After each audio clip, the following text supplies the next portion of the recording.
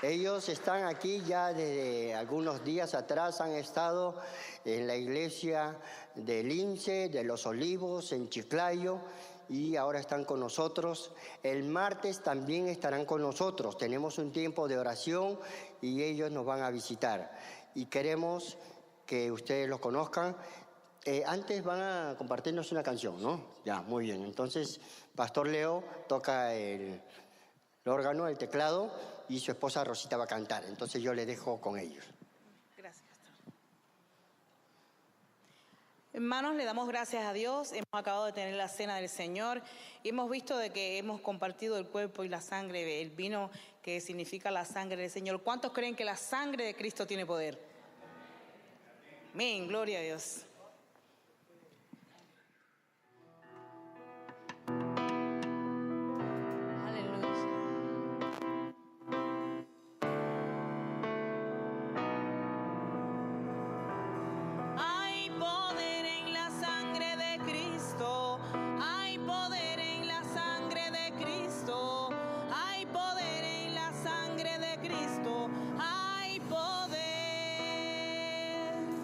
Hay poder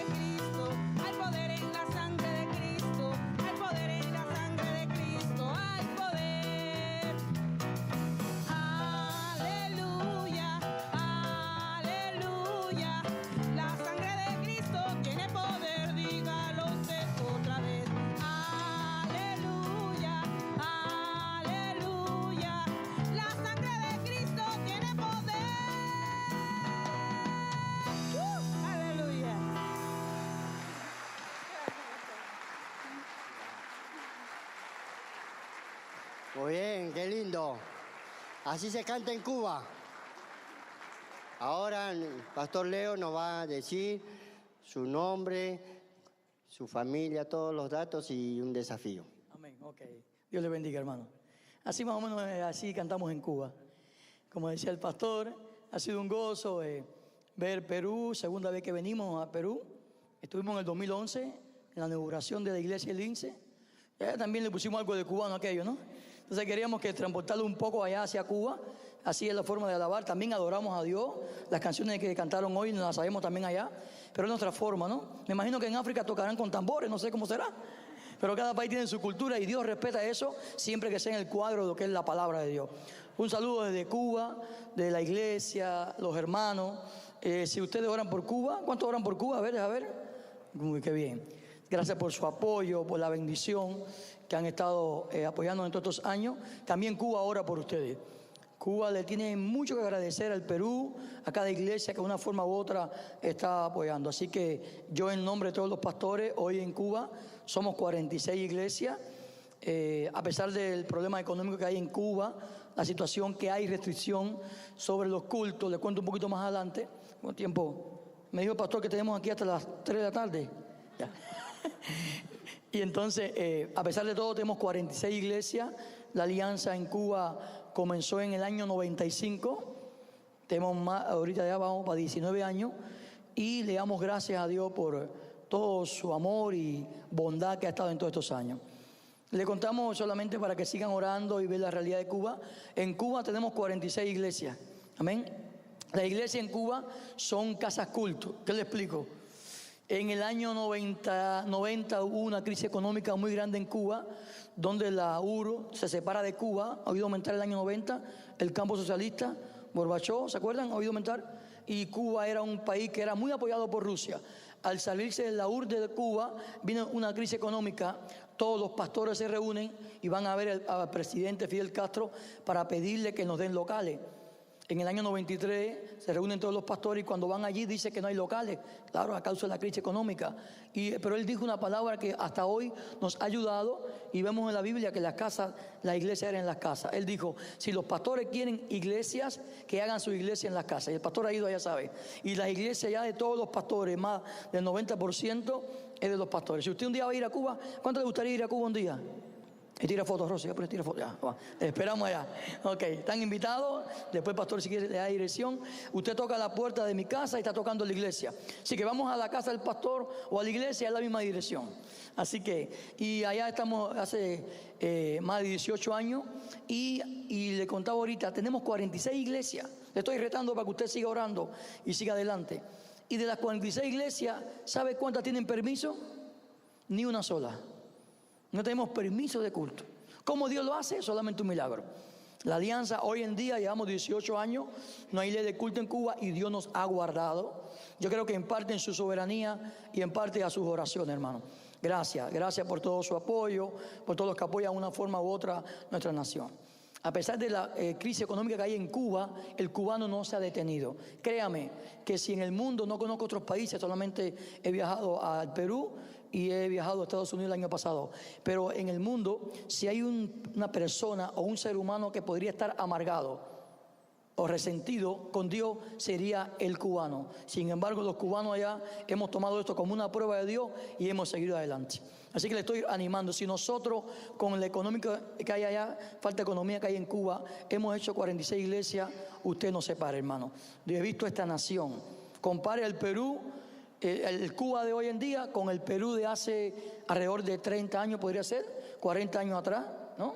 Así más o menos estamos en Cuba actualmente allá. Pero a pesar de eso, Dios nos ha bendecido, hermano. Y nos hemos dado cuenta que no todo es dinero, que es el poder de la oración, de la búsqueda de Dios. En base a esa necesidad que hoy tenemos en la iglesia se ha volcado a la oración. ¿Se acuerdan cuando Pedro y Juan en Hechos 3 fueron al templo a orar? ¿Se acuerdan? ¿El que le dijo el que estaba allí paralítico? Deme dinero. ¿Y qué dijo él? No tenemos ni plata ni oro, pero lo que tengo te lo doy. Y él oró por ese paralítico y se levantó. Hoy Cuba no tendrá mucha plata y oro, pero estamos orando mucho por ustedes. Así que le damos gracias al Señor. El martes estaremos un poco más compartiendo, pastor, ¿sí o no? Dios le bendiga y gracias por sus oraciones. Saludos de Cuba. Amén. Vamos a orar por ellos, vamos a orar. Ellos tienen una carga muy grande por los niños, los jóvenes, que son el futuro de Cuba, para que Dios los guarde. Cuando se abran las puertas, que ya se están abriendo, ellos tienen mucho temor de que entren los medios masivos de comunicación y dañen a los niños, a los jóvenes. Entonces vamos a orar que Dios les permita seguir con esa visión de ganar a los niños, a los jóvenes y seguir trabajando juntos para que Cuba tenga su encuentro con Dios. Vamos a orar. Padre Santo, gracias por tus siervos, Leo y Rosa. Bendice sus vidas, su familia y a todos los pastores en Cuba. Que la sangre de Jesucristo les cubra, les proteja de todo ataque del maligno. Que los llenes de tu Santo Espíritu para que prediquen tu palabra a tiempo y fuera de tiempo. Que puedas permitirles a ellos desarrollar ministerios con niños, con jóvenes, que son el futuro de la Iglesia de Cuba y de todo el país. Que nosotros podamos ser inquietados por tu Santo Espíritu para interceder por ellos en todo momento y pedir que tu gracia sea con ellos. Gracias por tenerles, pedimos que los bendigas en el nombre de Jesucristo. Amén. Amén. Muy bien. Gracias, que Dios le bendiga. Buenos días. Gracias, pastores, por ministrarnos con la alabanza y con estas noticias de Cuba. Creo que todos estamos desafiados a orar, como ya lo hemos venido haciendo en el equipo pastoral, por la obra misionera en Cuba, y que vengan buenos tiempos, tiempos mejores para la obra del Señor, pero también para la nación. El día de hoy, antes de empezar, ustedes saben, entraron y se dieron cuenta que los han direccionado dónde sentarse, ¿verdad? Les han quitado un poquito de libertad solo hoy.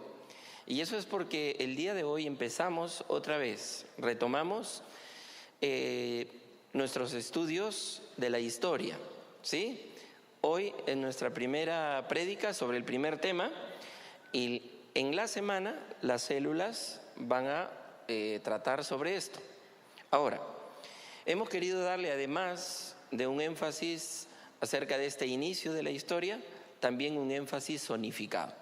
Por eso es que tenemos aquí a la zona La Molina, que es la más numerosa, luego la zona Surco y luego la zona Oeste, San Borja, etcétera, etcétera.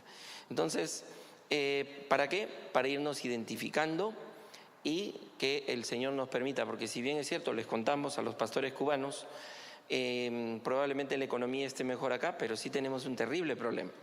Y es que para movilizarnos entre semana es muy complicado. Entonces la zonificación responde, el fin de semana es más manejable movernos el domingo, venir al culto, pero entre semana Lima se ha vuelto terrible, ¿no? Entonces necesitamos que sigamos haciendo esto los domingos, todos juntos, pero tengamos en la terminología cubana casas culto durante la semana en las zonas respectivas, y que así podamos no tener el inconveniente de tener que hacer un excesivo gasto de transporte o pasar por toda una situación estresante. Por eso es que el pastor Javier, que hoy está cumpliendo funciones como presidente de la Confraternidad Latinoamericana Alianza en Chile, en Temuco, en la iglesia donde fue visitada por el pastor Alberto Benjamín Simpson, el fundador de la Alianza, él se encuentra allí cumpliendo una labor pastoral esta mañana y me encargó en forma expresa. Por favor, Miguel, anima a la iglesia en términos del inicio de la historia, pero también en los aspectos de la zonificación. Así que, hermanos queridos, necesitamos orar por esto para que Dios bendiga en los distritos, y deberíamos ser mucho más zonas, ¿ok?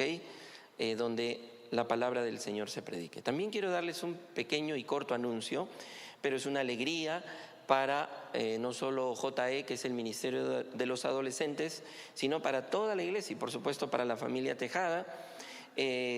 Tenemos allí a Gonzalito Tejada, lo ponemos, ahí está.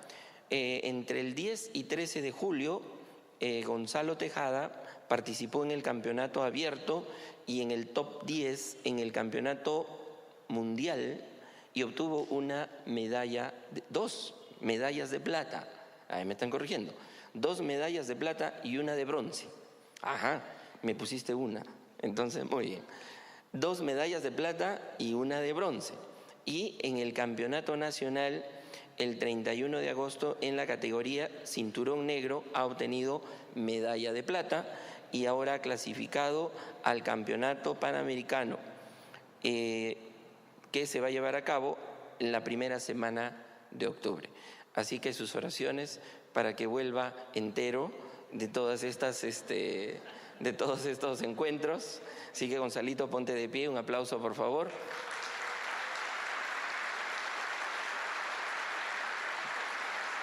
Gracias. Y esperamos que esta bendición se traslade, oremos, al fútbol también, ¿no? Algún día, ojalá. Pero bueno, por ahora, con el taekwondo nos estamos conformando. Muy bien, es bueno felicitar como lo hacemos con todos los jóvenes que han obtenido presencia. Para nosotros es una alegría, ¿verdad? Muy bien, vamos a tener un tiempo de oración en este instante. Vamos a orar por las zonas de la iglesia. Así que usted en este momento está con alguien o de La Molina o de Surco o de la zona oeste. Así que júntese con él y vamos a hacer una cosa especial. Uno, ora para que Dios bendiga la zona, que Dios nos permita abrir más casas para poder tener reuniones probablemente entre semana. Y el segundo, ora por Cuba. ¿Qué le parece? ¿Okay? Aquí están los pastores. Entonces, unámonos en oración. Yo voy a cerrar el tiempo, este tiempo de oración. Así que por favor le animo a que ore con su compañero de al lado. Yo termino aquí con una oración y cerramos este tiempo. Uno ora por su zona y el otro ora por Cuba. Okay.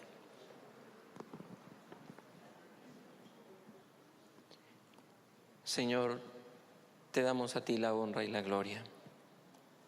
Acabamos, Señor, de poner delante de ti estas peticiones, estas súplicas, Señor, de tu iglesia, pidiéndote que tú obres según tus designios, tus propósitos eternos. Señor, dejamos Cuba y nuestros hermanos pastores que allá se reúnen en estas iglesias, en estas casas culto. Lo dejamos delante de ti, Señor. Responde nuestras oraciones. Seguiremos clamando, Señor, para que tu obra allá crezca, para que el país sea sanado, Señor. Sea cuidado también de aquellas cosas que pueden destruirlo, de aquellas cosas que espiritualmente y moralmente pueden mantenerlo atado.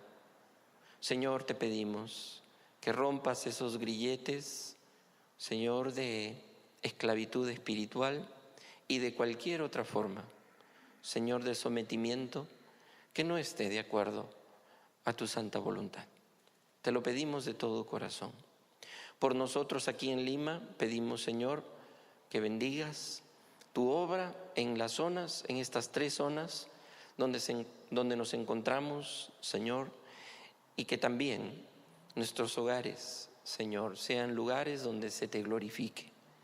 Nuestros hogares sean lugares donde se bendiga, se alabe tu nombre, se te reconozca, Señor. Amado Dios, ahora te pedimos que bendigas tu palabra y que nos hables a cada uno al corazón. Te lo rogamos en el nombre de Jesús. Amén.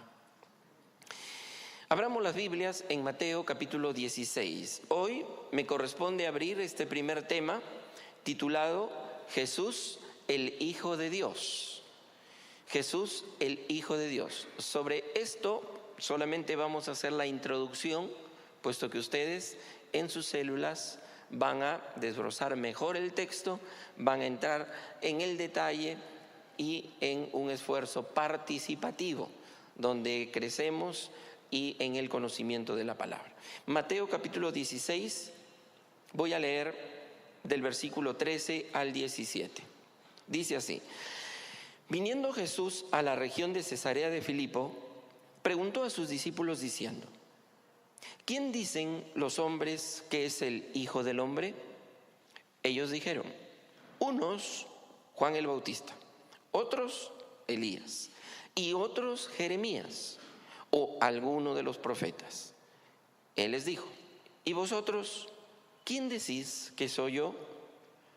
Respondiendo Simón Pedro dijo: tú eres el Cristo, el Hijo del Dios viviente. Entonces le respondió Jesús: bienaventurado eres, Simón, hijo de Jonás, porque no te lo reveló carne ni sangre, sino mi Padre que está en los cielos. Aquí tenemos a Jesús que llega a la región de Cesarea de Filipo y le hace esta pregunta crucial en este pasaje que más de una vez hemos leído y hemos compartido. ¿Quién dicen los hombres que es el Hijo del Hombre? Cuando reflexionaba sobre este pasaje, me hice una pregunta, y es la siguiente: ¿no hubiera sido más fácil que Jesús llame a todos los discípulos, los convoque y les diga lo siguiente: tengo algo importante que comunicarles? Capaz todos hubieran dicho: ¿y qué cosa es eso? Y él les hubiera dicho clara y enfáticamente: ¿saben, amados discípulos, yo soy el Cristo, el Hijo del Dios Altísimo? Me preguntaban, ¿no hubiera sido mejor ir directamente al grano que empezar preguntándoles qué dicen los demás para luego preguntarles a ellos qué dicen ellos que es, quién es el Hijo del Hombre? Y creo que encontré una respuesta. Una, seguramente usted puede tener otra en su mente en este momento. Creo que Jesús optó por despertar en ellos los procesos, ¿no?, de reflexión personal. Él quería que elaboren esto, que lo trabajen. Y fue inductivamente y les dice: ¿qué dice la gente acerca de mí? ¿Quién soy? Y creo que Jesús, una de las metodologías, compartíamos hace un tiempo con el equipo de transformación, una de las metodologías preferidas de Jesús eran las preguntas. Y a veces preguntas que podían ser muy obvias, como por ejemplo cuando la mujer que había sido sorprendida en acto del adulterio, conocemos la historia, ¿no?, que en un momento determinado todos se van porque nadie es capaz de tirar la primera piedra, y Jesús levanta el rostro y le dice: mujer, ¿dónde están los que te acusaban? O al ciego que se acerca le dice: ¿qué quieres que te haga? ¿No? Teniendo la situación de necesidad obvia delante. Y sabemos que el problema no era que Jesús no sabía cuál era la necesidad, o en este caso cuál era la respuesta. El tema es que Jesús lo que quiere en nosotros es que despleguemos cada uno de nosotros una reflexión que cumpla la labor de un fijador de la enseñanza en nuestro corazón. Y eso se hace en un proceso. Por eso es que me parece genial, y hemos orado por ello, que luego de una prédica aquí general, vayamos a las casas y nuestros materiales que leemos para este tema, hay más preguntas que respuestas. Porque lo que queremos es que usted pueda de usted mismo, en el Señor, bajo la guía del Espíritu Santo, entender estas verdades profundas. Ahora, me llama la atención de que Jesús no dice qué dicen los escribas y los fariseos. No le dice a sus discípulos: a ver, un momentito, mi encuesta es la siguiente, díganme ustedes qué dicen los escribas, o qué dicen los del Sanedrín, qué dicen los saduceos. No, lo que él está diciéndoles a ellos es que yo quiero que ustedes descubran por sí mismos y me digan qué dice el común de la gente, qué dice el pueblo. Así que lo que tenemos en primer lugar aquí es que Jesús está investigando. Jesús está investigando. Y por eso el versículo 13 dice: ¿quién dicen los hombres que es el Hijo del Hombre? Los hombres en común. Y encontramos que la respuesta que ellos dan es, ellos le dicen: Unos, Señor, dicen que tú eres Juan el Bautista. Otros dicen, Señor, que tú eres Elías. Y otros dicen que tú eres Jeremías. Otros dicen que tú eres alguno de los profetas. Ahora miren, nos damos cuenta aquí de que ninguna de las opiniones habla de que Jesús no estaba puesto en alta estima. Jesús estaba bien considerado, porque para el mundo hebreo de ese entonces, el mundo judío, Juan el Bautista, Jeremías o los profetas eran personas de alta consideración en el pueblo. Así que decían que era Elías porque interpretaban un pasaje de Malaquías capítulo 4 versículo 5, donde ahí se habla de que Elías iba a volver, iba a venir. Otros decían que era Jeremías o alguno de los profetas, o el mismo Herodes era el que decía que él era Juan el Bautista, como que una suerte de que él había vuelto, que él estaba con toda la acusación en la cabeza de que lo había decapitado. Así que, sin embargo, opiniones respetables, pero cualquiera menos se decía que Jesús de Nazaret era el Mesías. Eso faltó. Y creo que hoy tenemos lo mismo. Usted se va a encontrar con una estadística casi al 99% de personas que si les preguntas sobre Jesús, te van a decir es un gran maestro, un gran hombre, un santo, tremendo líder, un visionario, de pronto un líder político, un ejemplo, gran maestro, tremendo rabí, lo que fuese. Opiniones respetables. Pero esas opiniones respetables no tienen mucho que ver con un tema importante, que es la salvación del alma y el cambio de vida. Y que para eso implica solo decir esto: Él es el Cristo, el Hijo de Dios. Y eso ya marca la diferencia. Así es. En segundo lugar, Él les pregunta a ellos y les dice, muy bien, pero ahora ustedes, ¿quién dicen ustedes que soy yo? Entonces ya va entrando, digamos, afinando el enfoque, y ellos se supone que tenían la mejor información porque convivían con Él, estaban instruyéndose al lado de Jesús, así que es bueno. Con esto, ¿cuál es la lección?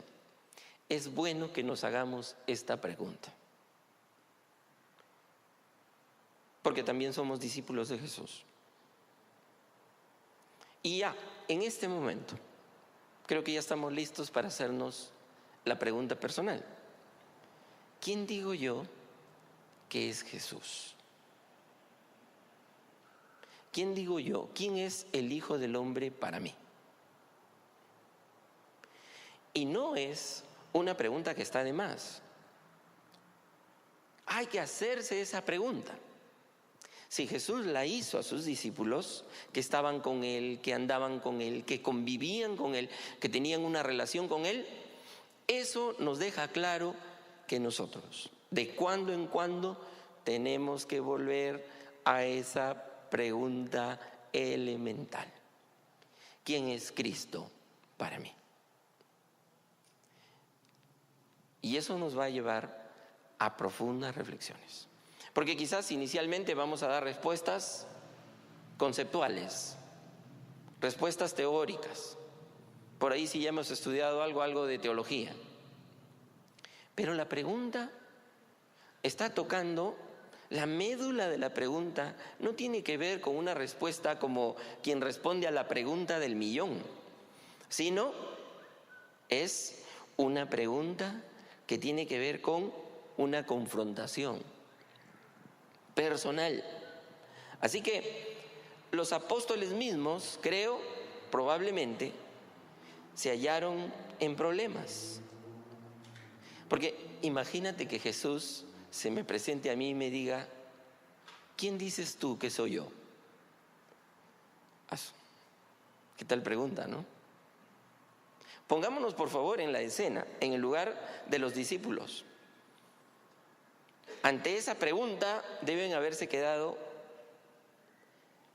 porque lo obvio es a veces lo que se nos pasa. Oye, pero estamos con Él todos los días. Desayunamos, almorzamos y comemos.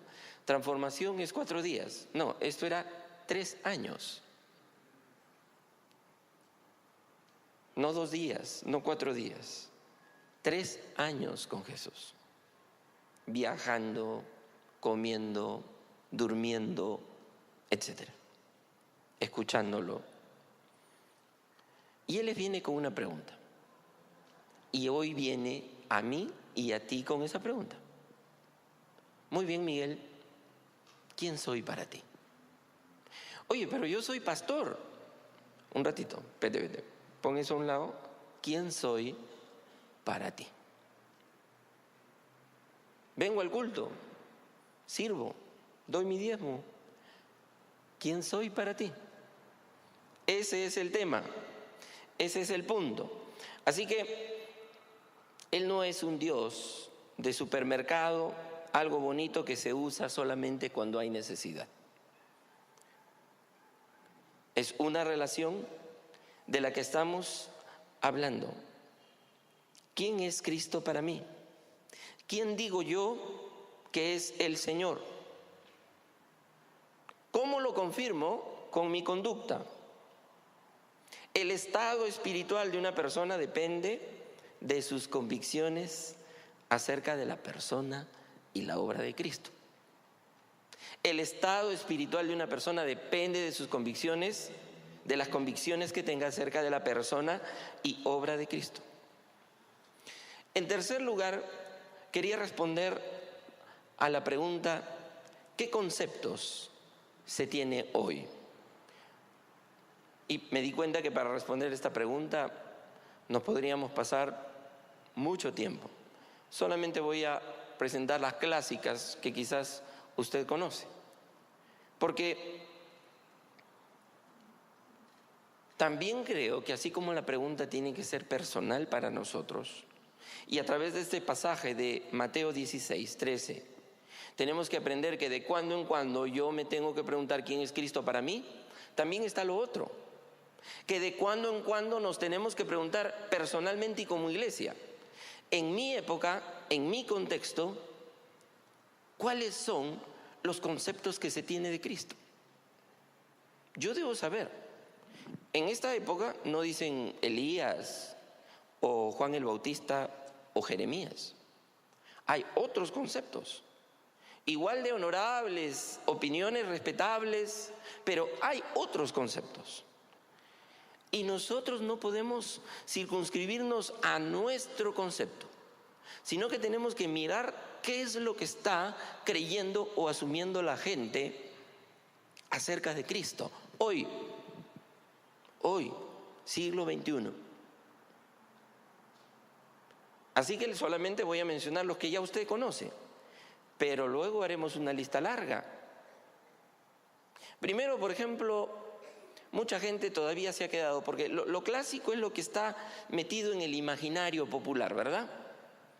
Las pinturas probablemente nos han dejado la imagen de un Dios viejito de barbas blancas, que los ángeles casi lo tienen que agarrar, porque el pobre no se puede mantener en pie. Entonces, un Dios así, concebido de esta manera, es un Dios imposibilitado de hacer nada, se mueve con dificultad. Entonces empezamos a creer de que al venir a hacer un culto, al hacer una celebración, como que estamos a la postre acompañando a este viejito indefenso que está solito en el universo y no necesita. En el fondo, aunque la gente no lo piensa así, esa es una manera de verlo. Así que el amor de Dios no nos damos cuenta que nos hace bien a nosotros, y esa pues en el fondo es la psicología, la psiquiatría de Dios. No es que Dios nos necesita a nosotros, nosotros lo necesitamos a Él. nuestro Dios está siendo desconocido por nuestra sociedad. Hoy tendríamos que salir a hacer encuestas y preguntarle a la gente quién es Cristo para él. Y nos vamos a dar unas sorpresas, porque la gente tiene cada pensamiento acerca de Jesús. Increíble. Pero no está ese pensamiento de acuerdo o acorde a lo que se nos ha revelado en la palabra. La terrible enfermedad que vive nuestra sociedad es esa, el desconocimiento de Dios. Entonces, este desconocimiento de Dios nos lleva a prácticas religiosas defectuosas, y ese es el principal problema humano, que trata de alguna manera de compensar ese vacío de Dios por un concepto errático de Él con satisfacciones sensuales. Otros no están pensando así ya, porque a veces, ¿no?, las personas antiguas, e incluso desde niños, ¿no?, nos decían, mira, ahí está Papá Lindo, ¿no? Lo digo con respeto, no estoy burlándome. Ahí está Papá Lindo, mira qué lindo que está. Y una cosa así, pero que nos dejaba la idea de que, sí, pues Dios es casi un ancianito indefenso. Lo digo con respeto, con respeto, por favor. En segundo lugar, otra de las clásicas y que de ahí derivan, digamos, muchas visiones de Dios, es la de un Dios de juicio, un Dios que castiga. Y un Dios que castiga, un Dios que está siempre con el dedo señalándote, es un Dios al que no hay que servirle por amor, sino por miedo. Uy, no he hecho tal cosa. Uy, tengo que hacer esto y tengo que cumplir, porque Papá Dios castiga. O sea, en la base de nuestro imaginario están esos pensamientos, y combinados forman nuevas hibridaciones, digamos, de los pensamientos de Dios. Se cree entonces que más que consecuencia del pecado, los males que vive la humanidad son castigo de Dios, más que consecuencias que el pecado. Entonces, ¿qué es lo que hay que hacer con un Dios castigador? Lo mismo que hay que hacer con un padre castigador. Hay que vivir para contentarlo. Hay que contentar a ese Dios. ¿Y qué se hace para contentar a un Dios así? Entonces, hay que cumplir rituales o rutinas religiosas. Un evangélico puede caer en esto.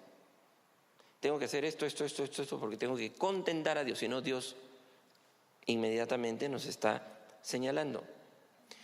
Por eso es que las personas que cuestionan el cristianismo, basados en estas ideas que hay pululando en la sociedad, como esta del Dios castigador, que hace que un sector de lo que se denomina el cristianismo haga cosas para contentar a Dios, entonces el que ataca al cristianismo dice, esa religión es pura hipocresía.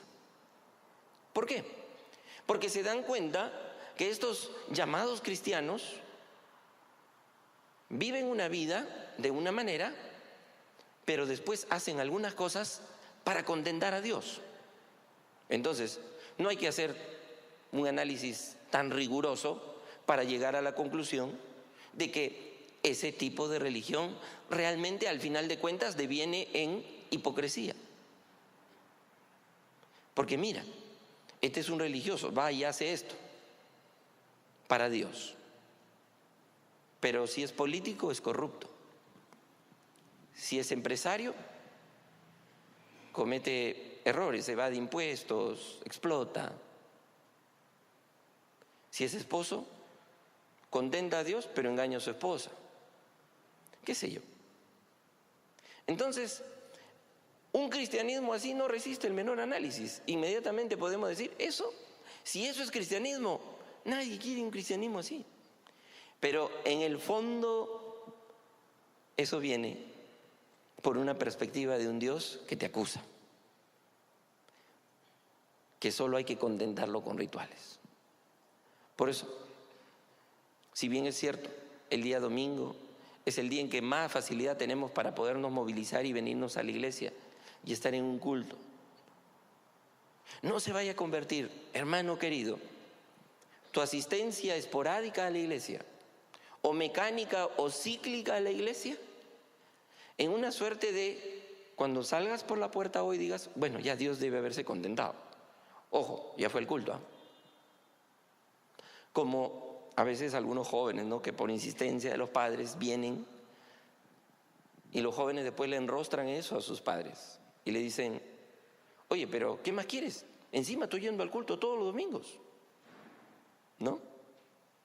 Y a veces creemos que porque engrosamos una cifra, ya estamos, entonces de alguna manera, contentando a ese Dios.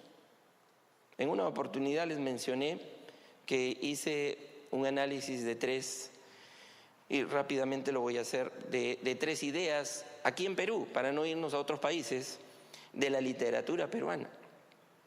El limeño poeta y narrador Sebastián Salazar Bondy, es un autor peruano contemporáneo, escribe un ensayo en 1964 que se llama Lima la Horrible. Se lo he mencionado ya creo en alguna oportunidad. Y él habla del cristianismo limeño criollo. ¿Y saben cómo lo describe Sebastián Salazar Bondy? Dice que el cristianismo limeño criollo es religiosidad barata. ¿De dónde Sebastián Salazar Bondy? Ahora, creo que hay que darle la razón, porque desde la perspectiva en que Sebastián Salazar Bondy ve el cristianismo, que es un cristianismo que trata de contentar a un Dios castigador, obviamente, sí, pues, esa función de contentar a Dios nos convierte en cristianos de doble vida, de doble cara, como ese Dios romano, Jano, que era un Dios que tenía 2 caras, una cara por acá y una cara por acá, doble cara. Un cristianismo siempre que juega con los 2 pies, que se maneja en una marginalidad que le permite moverse a un lado o al otro. También creo haberles comentado en algún momento a otro escritor. Él es de arequipeño. En 1966, Osvaldo Reynoso escribe una novela que se llama En octubre no hay milagros. Igual, el cristianismo, religiosidad barata. Y para no hacer tan larga la cosa, el último, también el chepenano, nació en Chepén, Eduardo González Viaña, en 1990 escribe una obra pequeña que se llama Sarita Colonia viene volando. Y en Sarita Colonia viene volando habla de la mezcolanza de este fariseísmo puro, dice él, y de esta religiosidad barata que cree al mismo tiempo en ese Dios, pero también en ánimas, en difuntos, en brujos, en santos, en adivinos, en videntes, milagreros, imágenes como fetiches, astrología, horóscopo, espíritus, toda una mezcolanza, hermano, un ceviche con mango. Entonces, eso viene de ese concepto. Otros tienen a la base de su imaginario el pensamiento de un Cristo muerto, relacionado únicamente con las llagas, un Dios muerto, un Dios relacionado solo con la sangre y la muerte, y termina siendo el centro de un culto a la muerte. Su Dios se les ha quedado en la cruz, ya murió, pobrecito, qué bárbaro, pero ahí se queda. Muchos, y lo digo por favor sin ánimo de molestar a nadie, le rezan al crucifijo incluso. Con mucho respeto lo digo. Y prácticamente han borrado de su pensamiento al Cristo resucitado y glorificado. Siempre su imagen de Dios es la imagen de un Dios sufriente, debilitado, ensangrentado, que ya no puede hacer más. Y que realmente no tiene mucha trascendencia en la vida, porque si no puede con él mismo, prácticamente no va a poder hacer nada por nosotros, en definitiva. Avancemos a otro. Otros están pensando en un Dios ausente. Dicen, Dios, miren, Dios creó todo. Sí, yo creo, Dios es el creador de todo. Pero como que es el Dios relojero, ¿no? Que le da cuerda al universo, lo dejó funcionando y se fue. Un Dios totalmente ausente. Se ha olvidado del hombre y este hombre ahora puede olvidarse de Dios. Pues si Él se ha olvidado de nosotros, ¿cómo no nos vamos a olvidar de Él? Entonces somos una suerte de hijos advenedizos. Muy bien, entonces obviamente necesitamos, si Dios se fue y ya no está más y se ha muerto, entonces vamos a transformar la sociedad con nuestras propias fuerzas, porque el hombre se pone entonces en el centro de todo y el hombre ocupa el lugar de Dios. Humanismo puro. Entonces, cuando hay eso, volvemos al cristianismo un conglomerado de creencias, porque como Dios no está, se puede creer en todo. Un conglomerado de creencias. Un pastor me dijo antes, si tú quieres saber qué cosa cree una persona de cerca de Dios, mira atrás de su puerta.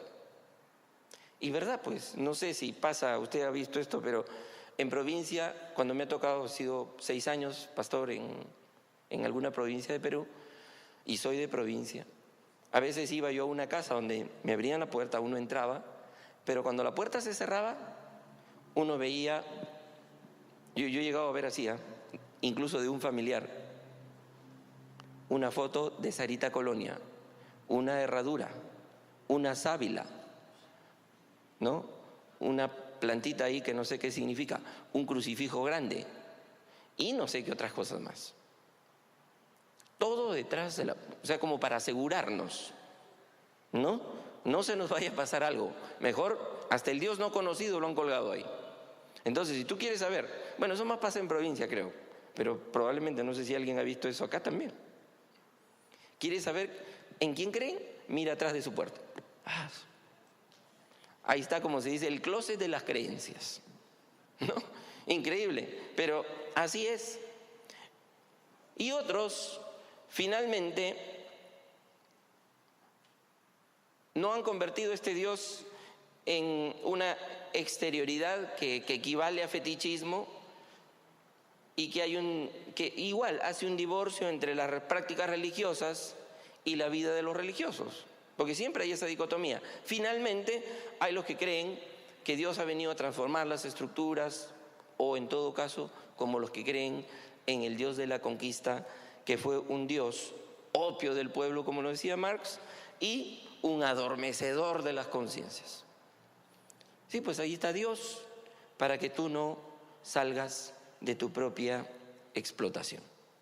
Y es cierto que muchos han usado la imagen de Dios para subyugar a su prójimo e hicieron de Dios un objeto utilizable. Eso es cierto. Esto nos hace comprender la necesidad y la urgencia de predicar al verdadero Jesucristo para ir sanando nuestra sociedad de las imágenes erróneas que tiene. Y por eso en el versículo 15, Él respondió, ¿y vosotros quién decís que soy yo? Miren cómo están las creencias del mundo. Miren lo que creen acerca de Jesús. Y finalmente, analicemos la respuesta de Pedro, en cuarto lugar. Hay que estar de acuerdo aquí con esta situación que a veces creemos que es solamente una frase, pero no. Pedro, cuando todos se quedaron sin saber qué responder, Pedro es el que va y dice, tú eres el Cristo, el Hijo del Dios viviente.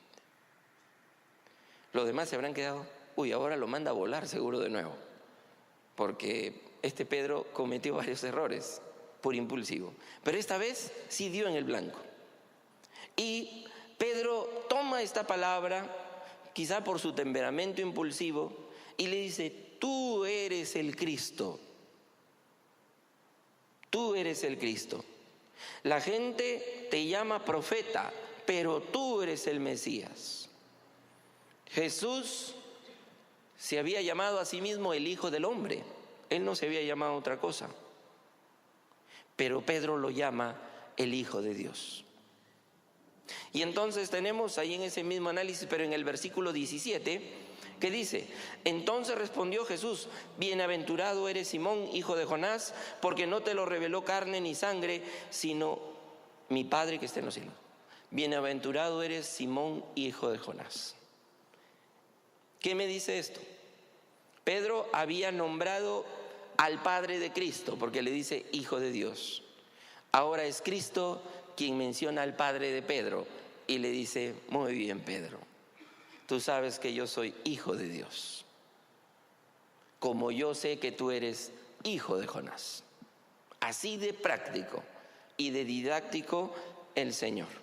Así que esta luz, le dice, que tú tienes, no ha podido venir de tu nacimiento ni de tu educación, sino de Dios. Él es el que te ha revelado.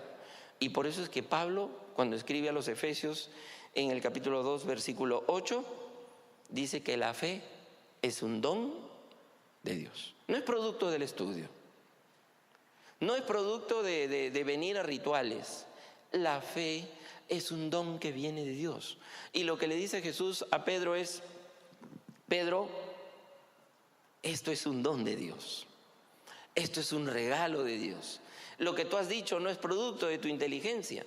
No viene de carne ni de sangre. Pedro era un pescador. No había hecho estudios. Y le dice: tú eres el Cristo, el Hijo del Dios viviente. Entonces, miren, dichoso eres, Pedro. El cristianismo no es una religión o una filosofía o un código moral o un sistema de doctrinas. Es una persona, Cristo. Seguimos a Cristo. Es una persona. Y solo para terminar, si vamos al Evangelio de Juan en el capítulo 1, encontramos 3 títulos que después ya Juan, cuando escribe el Evangelio, ya los sistematiza y dice 3 cosas bien interesantes acerca de Jesús. Seguramente que Juan tenía todavía en su mente el recuerdo de la respuesta de Pedro, porque él estuvo allí. Y él dice en Juan capítulo 1, le da 3 títulos a Jesús en su primer capítulo. En el capítulo 1, versículo 34 dice Juan: y yo le vi y he dado testimonio de que este es el Hijo de Dios. Le dice que es el Hijo de Dios. Y si usted da la vuelta a la página, en el versículo 41 dice: este halló primero a su hermano Simón y le dijo: hemos hallado al Mesías, que traducido es el Cristo. Mesías es la palabra hebrea, que significa ungido. Y Cristo es lo mismo que Mesías, solo que en griego. Por eso es que aunque en el tiempo de los evangelios a Jesús no se le llama Jesucristo, ese es un nombre que prácticamente le pone Pablo después en sus cartas. Y une al Jesús, Hijo del Hombre, y al Hijo de Dios, Jesucristo. Y aquí le dice en el primer capítulo nomás Juan, Jesús, el Hijo de Dios. En este versículo dice que es el Mesías, que traducido es el Cristo, el ungido. Y el último, en el versículo 49. Respondió Natanael y le dijo: Rabí, tú eres el Hijo de Dios, tú eres el Rey de Israel. 3 títulos mesiánicos: el Hijo de Dios, ¿El ungido o el Cristo? El Rey de Israel. 3 cosas. Entonces, esto habla de una relación. Ellos escribieron de una relación. Por eso los quería dejar esta mañana con una pregunta. ¿Quién digo yo que es Jesús y cómo lo confirmo en mi conducta? Esa es la pregunta. Inclinemos nuestros rostros para orar.